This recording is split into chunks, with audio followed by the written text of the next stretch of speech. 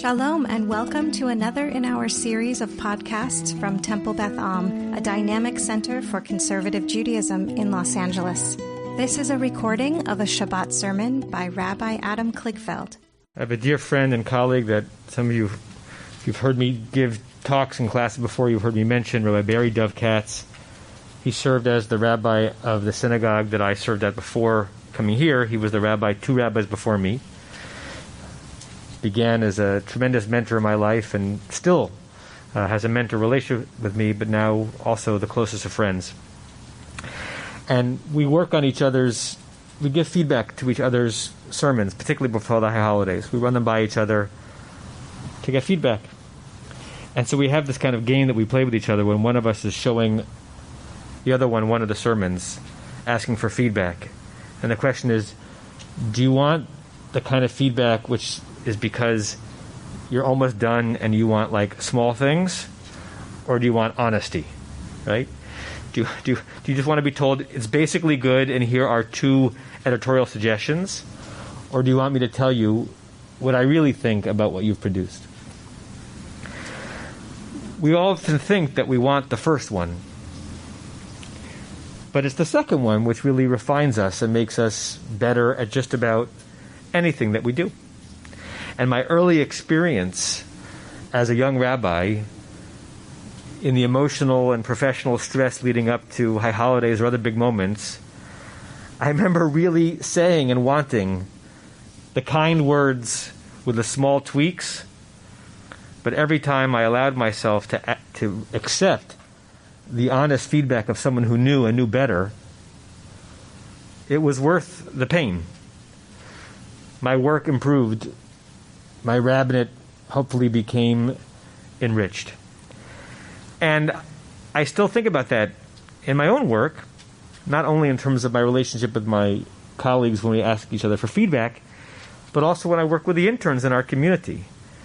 On the one hand, I think life and school and learning how to be a rabbi is hard enough as it is. Why should I make the experience harder by saying with full honesty what I think about what the person is preparing, what the person has done? On the other hand, I know from my own experience, and many of you know from your experience, that when you are forced to go through the crucible of potent, honest, fair feedback, you emerge sharper and better prepared to do the very work that you're preparing to do. The Greeks had a phrase about this when it came to vicissitudes of life: pathe mathos, out of suffering comes wisdom. We know that in many places in our life. And yes, out of suffering through some of the challenges of trying to become a better version of who you are and what you do, there is wisdom that is there that cannot be found anywhere else. I think about that idea as I think about an interesting teaching on this week's Parsha, and as I think about you, Jared, because this is a message for whoever's listening, but it's also geared towards you. Let me tell you the Talmudic notion that is expanded upon by a Hasidic master. Amongst the many rabbis of the Talmud, Jared, there were 3 who were often quoted near each other on the page. They lived around the same time and they knew each other. Rabbi Yochanan, Reish Lakish, which is a shortened form of Rabbi Shimon ben Lakish, and Rabbi Eliezer. When Reish Lakish died, Rabbi Yochanan cried a deep and inconsolable cry.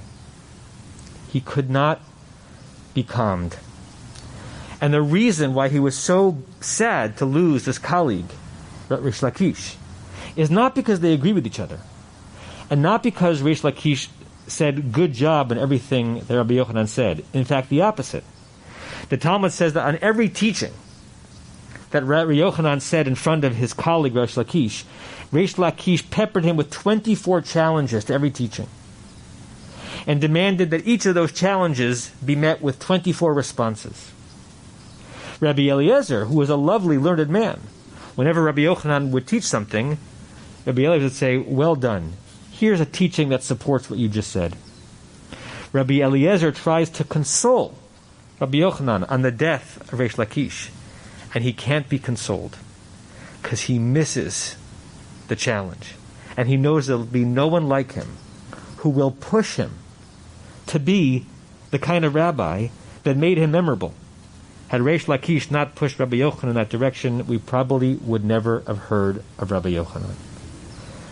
Those moments are not always easy to go through, but boy, are they worth it.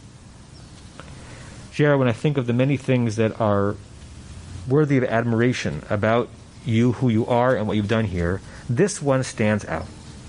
You are determined. You are gritty. And not only do you tolerate hard work on the road to things that are important, you revel in it.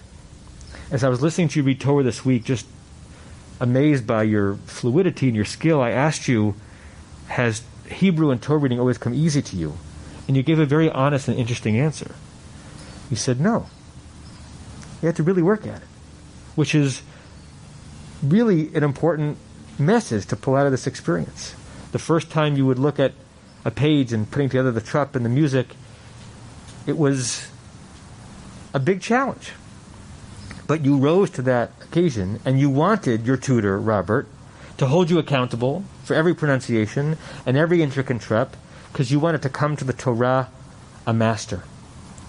We talked a year ago in my office about your experience at Pressman Academy and the Vishinantam curriculum, and how it's hard stuff. It's hard stuff reckoning with the original Hebrew texts and what the rabbis want us to learn from it.